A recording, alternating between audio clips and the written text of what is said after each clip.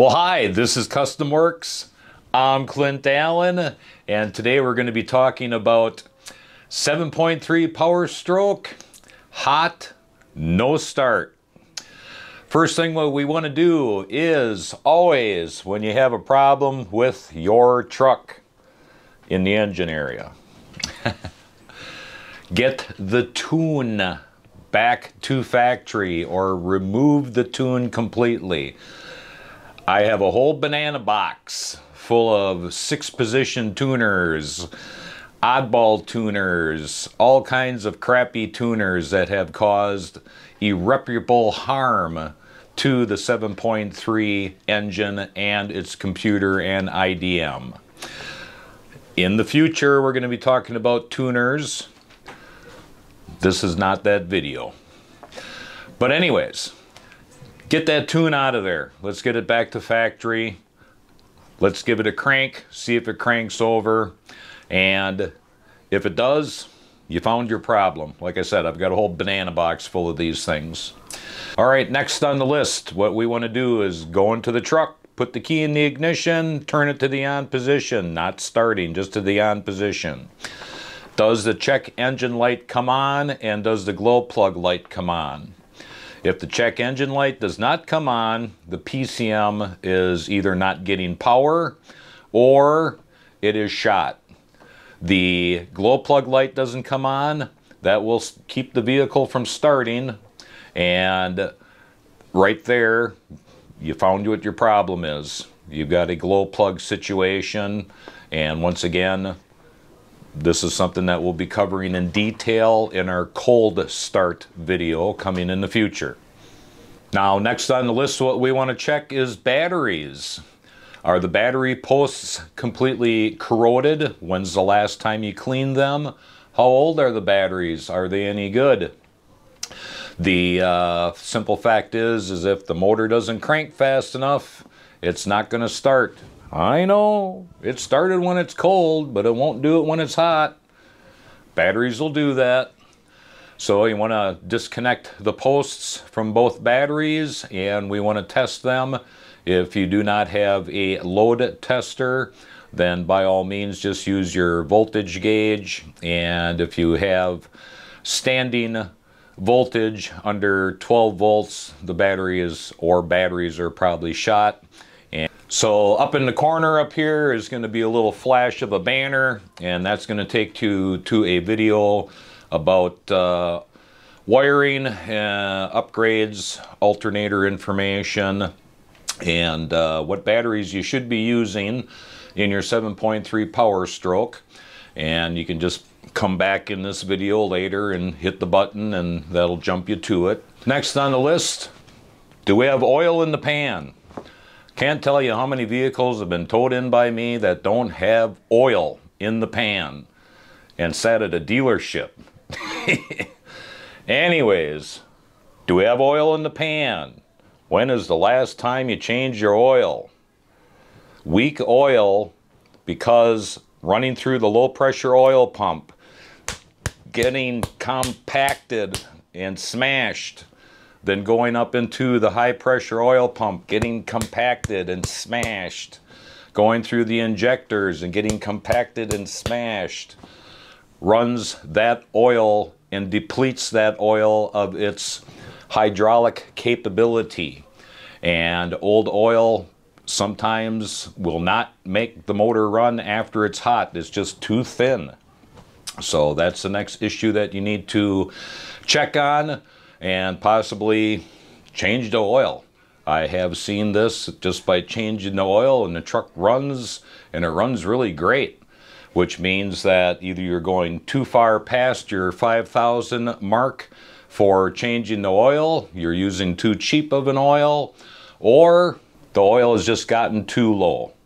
Now also, when you're looking at the oil on the dipstick, go ahead and take the little cap off of the high pressure oil pump reserve, take a look-see down inside, make sure that the oil is no more than an inch lower than the top of the case. If it's extremely lower than that, you have an issue with either the pressure ball, and once again up here is going to be a video explaining that. Or you have a situation where your low pressure oil pump is worn out. And I have a video for that also. And that'll be up in the corner over here. Once again, you can watch this whole video, and if anything interests you that I'm pointing at, you can come back to it. Next on the list is going to be, are you getting fuel? Now, whether you're OBS or the 99.5 through 2003, two different ways of checking. And on the OBS, go to your fuel bowl, empty the fuel out. And when I'm talking about certain items here, I am just going to have to make an assumption that you are going to know that you have to put something underneath the truck to catch fuel or catch oil, stuff like that. I'm just not going to cover those kind of items. So empty the fuel bowl, unscrew the lid on top, and obviously OBS, you got to crank it for a few seconds. Would be better to have somebody outside or you outside and somebody in the truck cranking and see if the fuel bowl fills up. 99.5 through 2003, just by turning the key to the on position. Same thing, it'll just fill on up. And you know your pump is working then at that point in time, and we can take that off the checklist. All right, next on the list, let's check fuses. And no, I'm not going to tell you which fuses to check and what years on what fuses to check. I want you to learn your truck. So go through and check all the fuses. What we're specifically looking for actually is the ECM fuse, even though we partially covered that just a little while back. But check all the fuses, make sure that they're all properly working, they're all properly making connection, because once again we're talking about 20, 30-year-old trucks, and I have had situations where I've had no runners come in, and I've done this list that I'm telling you, sharing with you, to find out that yes, the fuse was good, but you could take it and actually move it around in the fuse box to find out that just basically it wasn't making the connection. So check all that. Then we also want to check the fuel bowl heater. Is the fuel bowl heater working? This will stop your truck dead in its tracks. She will not start. Can happen at any point in time. Here is something that, once again, you want to consider replacing now while you're in the situation and not sitting on the side of the road. 20, 30-year-old trucks, just put a brand new one in there. Ford original or reputable diesel site. Next on the list is going to be aftermarket sensors. Did you do a naughty and put in a cheap sensor? If you have, let's go back. Let's check the sensor. Up here is a link that'll take you to my sensor video information. Now some of them are testable, some of them are not. But a sensor that has gone bad sometimes will not show a code even though it went bad, and a lot of times it's because they're aftermarket sensors. But anyways, check the aftermarket sensors, check the other sensors. Next on the list is wiring and connectors. I keep on harping over and over and over again, if you've been following this channel, consider and go out and get yourself a new wiring harness for the engine. Comment after comment after comment. Everybody says the same thing. Geez, I did what you suggested and the truck runs like brand new. There you have it. 20, 30-year-old trucks, those wiring harnesses, oxygen gets in there, moisture gets in there, starts rotting the wires, and it just doesn't send the right voltage. It doesn't receive the right voltage at the computer. Connectors, the connectors are worn out. The plastic is expanded out. connectors are not making the correct connection to the sensor, or the wires are broke at the end, or they're cracked somewhere along the line and they're just kind of shooting over making the connection, and you sitting there with a truck that's running bad or a truck that does not start, right there you could have simply just eliminated that problem from having to go through and test the wiring and check the connectors, and you could just put in a brand new wiring harness and eliminated one of the issues. The connectors themselves usually break right at the ends. Easy place to take a look at, and once again, while you're looking at the ends, and just make sure that it's actually making contact. Now, next on the list, what we want to check is the ICP, the injection control pressure sensor that sits on the driver's side head towards the front of the motor picture, and right there, disconnect it, pop her off, go back in, see if it'll start. She fires up, you found the problem, get yourself a new ICP sensor. Let's not forget Ford original parts and or reputable diesel site. That is the place to get these parts from. Now, because of the age and you haven't gotten yourself a new wiring harness, let's go ahead and get the old pigtail, brand new clip, brand new wire extension. And if you go to my video once again up here, that'll show you how to properly solder a new pigtail in place so you don't have issues later on down the line. Now, the next on the list is going to be the cam position sensor. You know, basically the average person at home doesn't have the equipment to do a test on this, but if you stick around to the end of the video, I'm going to give you some items that you should consider getting. That's going to make your life as a vehicle owner and a POWERSTROKE owner much, much more easier. But anyways, now on most model years, when you crank the motor over, the RPM will jump. And that's an indication that the cam sensor is working properly. But the problem is not all model years do this. So don't make the immediate assumption right again. And I'm not even getting into years because I don't want to have assumptions being made. The cam sensor causes a lot of problems. People make comments, well, geez, could you help me? I got a rough running truck. Well, there's a lot of things that could cause that, but the cam sensor is the first thing that you really want to look at. First off, don't get an aftermarket cam sensor. Once again, Ford OEM or reputable diesel site will have the correct cam position sensor, the correct color that you need, and they will ship that to you. They're very experienced individuals.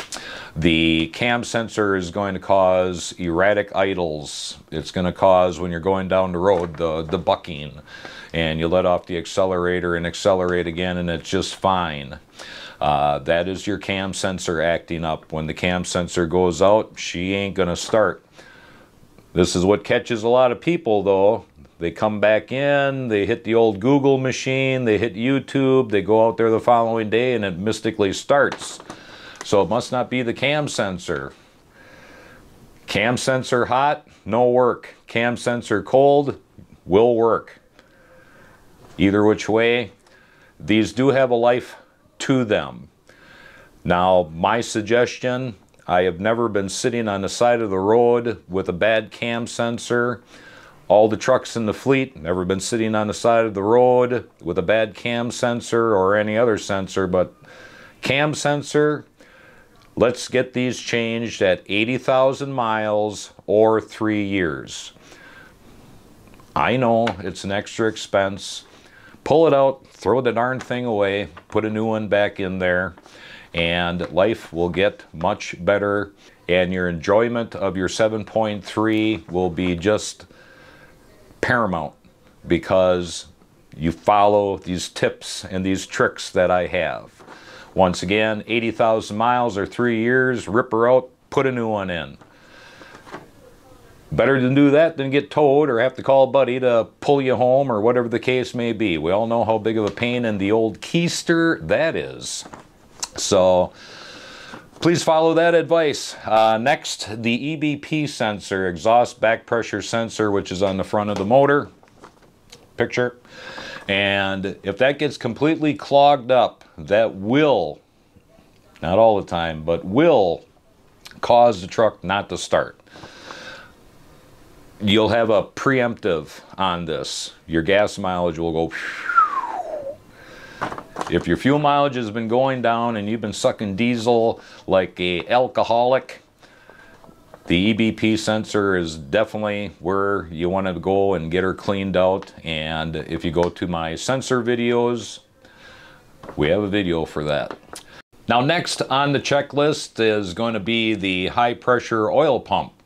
Once again, let's go inside and see if there's oil in the reserve. Remove that little screw on top.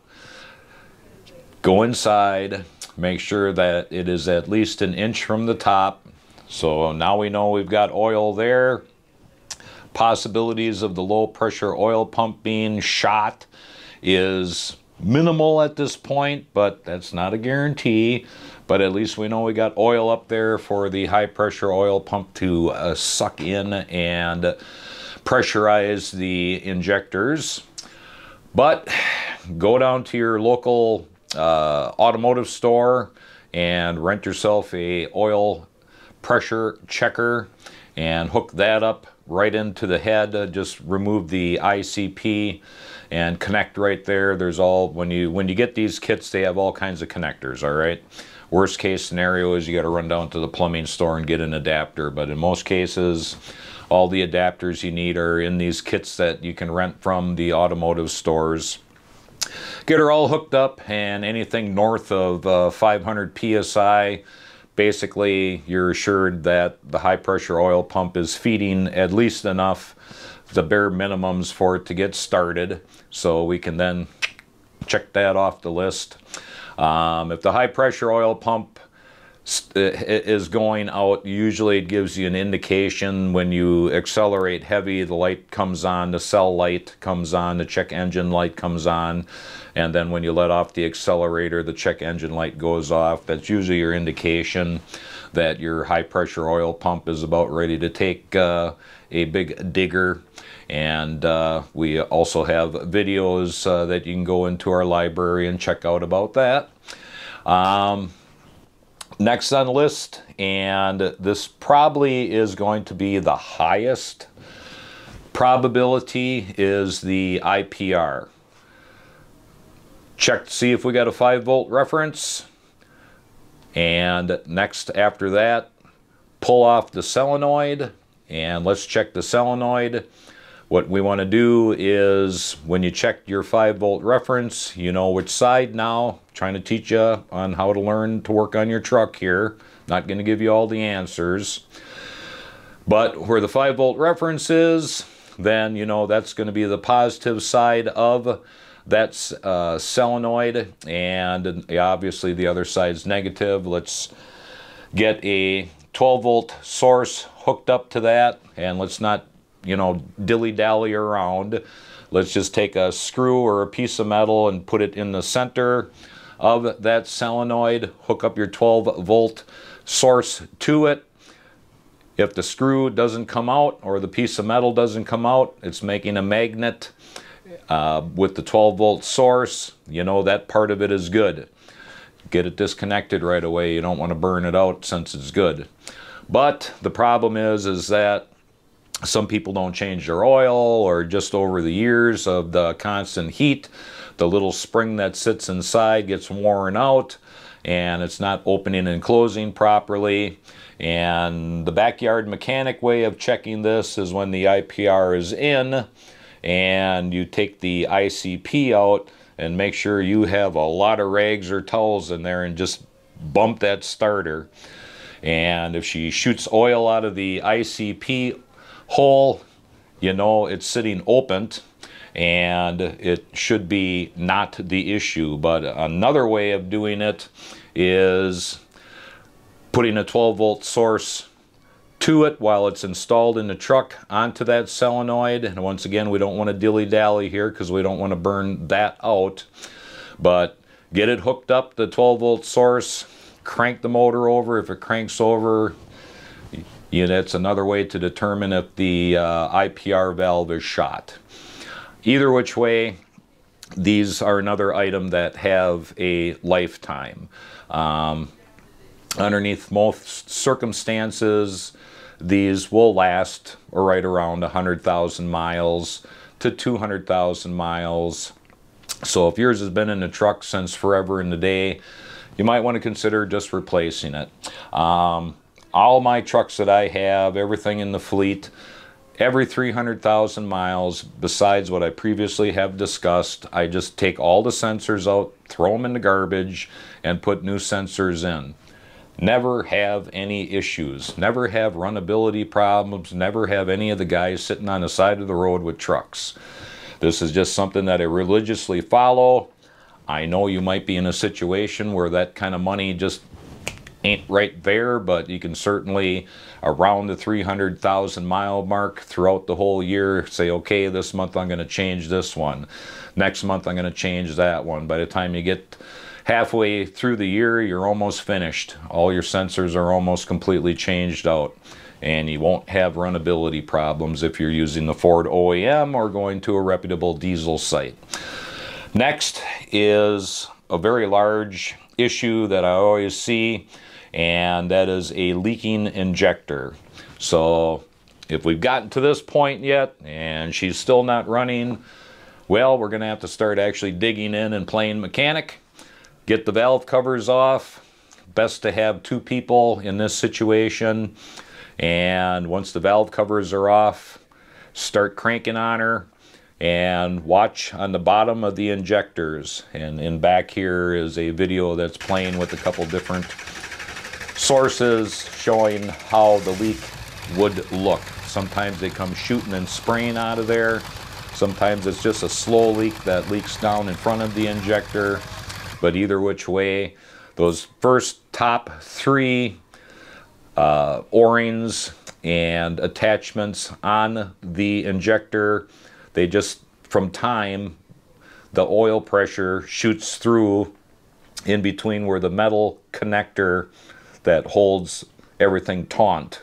The metal retaining ring, that compression ring, has that slot in it so you can install it onto the injector, and over time, once the O-rings get hot, cold, worn out, then the oil pressure actually shoots in between that metal retainer and shoots right on up, and one injector, a tiny little leak, is enough to keep it from starting when it's hot. So you need to check that. Obviously, if one is doing it, pull them all out and get them all handled, and we've got a video for that. Next on the list, if we've gone through all that and we still don't have a running truck, we're going to have to dig into the IDM. So IDM, OBS, usually on the driver's side, on the inside of the hood, closest to the firewall. The 99 on up to 03, that's going to be in the fender area on the driver's side. And pull it on out. Now we want to be careful here. But in the video here in the back, and we're just going to cut from here real quick, and then I'll narrate it, show you how to take it apart, what to look for, and how to put it back together. And if you find a problem in there, whether it's rust or any of the caps are shot or any of the resistors are shot, then you're going to have to send the IDM out for a rebuild. And that is the best way to do it. Send it out for a rebuild. Don't go to eBay, don't go to Amazon and get yourself a remanufactured one. Take yours, send it in. There's all kinds of companies on the old Google that rebuild IDMs. Several reputable diesel sites also do that. That right there is a common problem with runnability, bad idling, not running, not starting, right there because of the time, the age, and where they're located. They really take a beating in those particular situations. And this right here is your last resort of probably what's wrong then. But we have to go through from point A to point B and make sure that everything that I discussed is already handled and checked before we start taking apart the IDM box.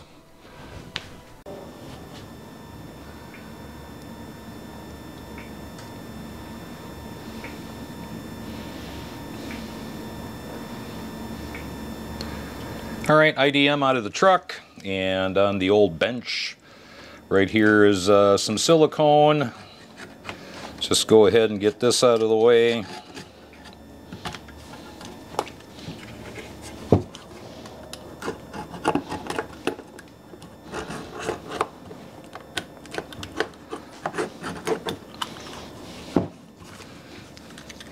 Then run your blade all the way around.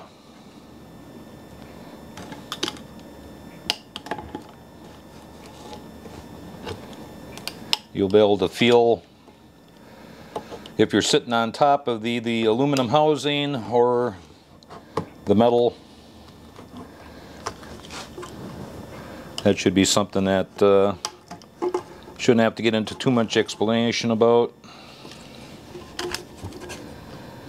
Let's get her cut all the way around, like I said.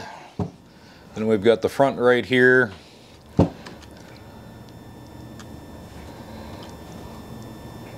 Get that cut. You'll be able to feel when you're in between this plastic and the metal once again by how deep the blade goes.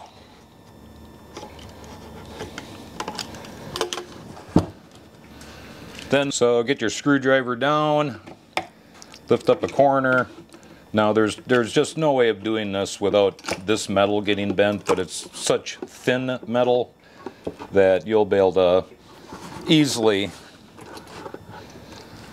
bend it back into shape. So don't get all worried, no big deal.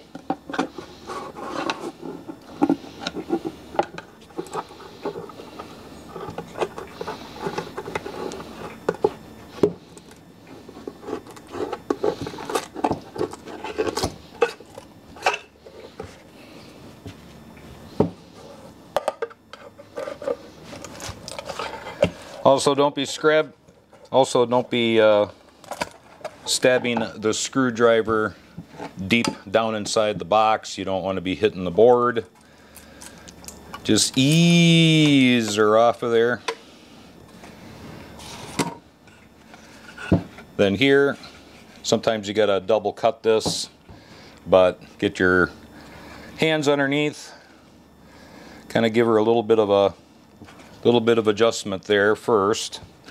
Then we've got 9 screws, and we got 1, 2, 3, 4, 5, 6, 7, 8, 9. These are number 15s, T15s.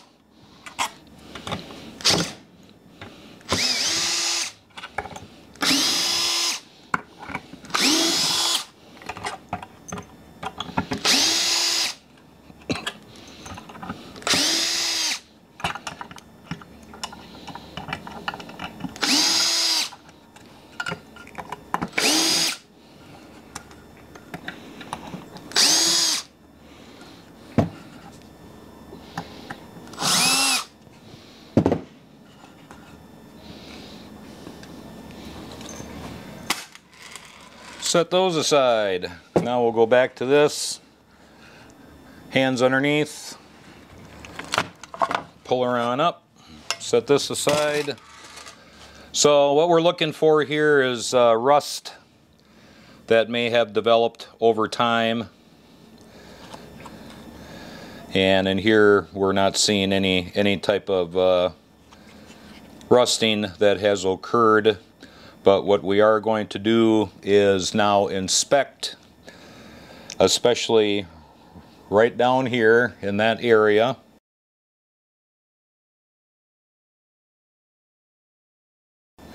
right down there,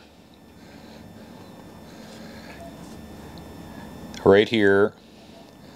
This is the first place that you want to look, and then start, even if you need a magnifying glass, go through and start checking each one of these. And what we're looking for is burnt ends, burnt resistors, burnt caps, anything that's burnt. And it usually is very obvious when you see a bad solder joint or you see something that has started to burn. Caps like this right here, these will start bubbling out on top and crack, and sometimes they'll ooze out through the top, sometimes they'll ooze out on the bottom, and those right there will be very obvious that they're leaking. But you need to go through and check all of every component to make sure that it hasn't started melting or cracked. And that is how you tell if the IDM is in good shape or not, or if you're going to need to send it on out. Simple as that. When you put it all back together again, if there wasn't a problem that was found, the RTV is a gray adhesive RTV, or I prefer to use this right here, PL Max Loctite Premium. This right here, when you put it back together, is just a fantastic adhesive and sealant. So that's this part right here, and I'm just going to flash a couple photos of what these areas are going to look like when you have a burnt board or a rusted board, stuff like that. I'm just going to put them in there for 2-3 seconds so you can come back and pause it, whatever the case may be, to take a closer look. But that's how to get the IDM apart and handle this situation right here.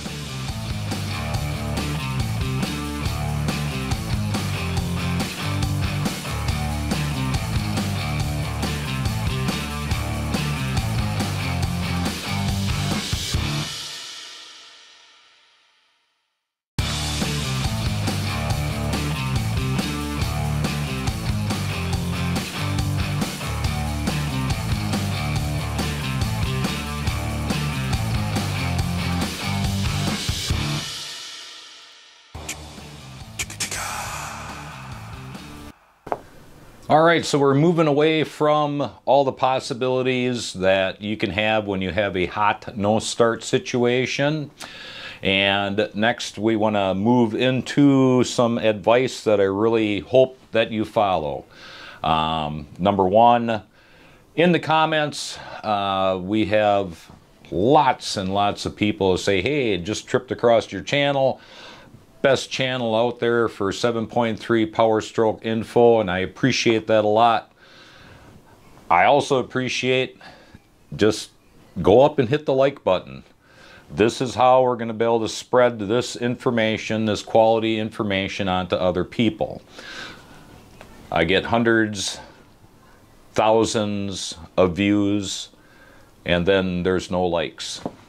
Gotta have some participation on your end. So moving on from that, this channel does not take any type of compensation for anything that I talk about. So really wish that you would go and get some hot shot diesel fuel injector cleaner at least once a month. Give it a healthy shot of that. That's going to keep your cylinders clean, that's going to keep your fuel system clean, that's going to keep your injectors clean from getting clogged up and jammed up and from running like that. Really helps. Don't need to really go through this is some powerful stuff, all right? So we don't need to use it at every fill up. Just once a month, go through and put a good a shot and a half of it in, the recommended amount, 1.5, and just do that every month, because this is expensive, very expensive. Next thing, 500 miles before your oil change, Hot Shots Stiction Eliminator. 500 miles before each oil change, just go in there, put in the recommended amount, that's all the more that you need, and that's going to clean up the motor and especially clean up the injectors, and is going to make them run better, both hot and cold, and normally eliminates the old, once again, that rough idling from just crud and crap that is in the oil and gets stuck into the injectors. So please go ahead and consider doing that. It's going to make your life with the 7.3 much more enjoyable. The biggest thing right here, this is very affordable. I mean, it doesn't get any affordable than this. I have been, over the last year, testing all types of systems for scanning vehicles, and what I have found, and we will have a video coming up, but currently with SEMA coming up, and I've got several subcontracting jobs with that, and plus the shop is packed full of stuff that we normally do. This is going to be in the future, and I know the OBD1 guys are going to go, eh, what about me? We've got the answer for it, but right now that's just not the time. But to make life easier on you, whether you got the phone or you got the pad, 4Scan Pro is the app that you want to be looking for, and this right here I have found to be probably one of the best apps, and one that works on all the POWERSTROKE models, except once again for the OBD ones, and we've got a connector answer for that, and I know you might have heard that before and that they don't work. Well, we found one that has worked. We are ironing out some situations that, because there has to be a mod done to it. But anyways, the connector to the OBD2, what I have found is that the Bluetooth models don't quite work as well, and this will be down in the link. This is the Wi-Fi version for the OBD to talk to either your phone or preferably pad, and I'm saying preferably pad because it's just, you can pack more PIDs on it and it's just more easier to read. But anyways, once again, the video will be a very complete video in the future on this. If you want to go this way right now, it's always fun diddling. But anyways, a product like this is going to be much more easier for everybody to buy. It's cheap and it really works well, so consider on getting that. But anyways, I hope you've learned something today, and you take it easy and you have a good day.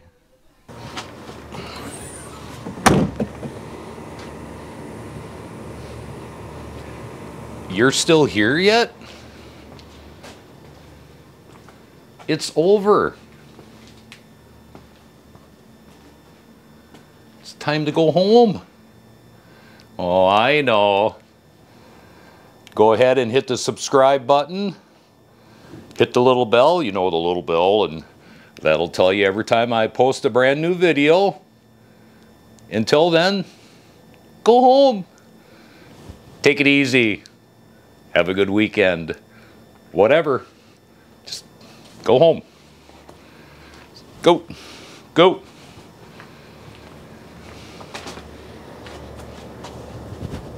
Go!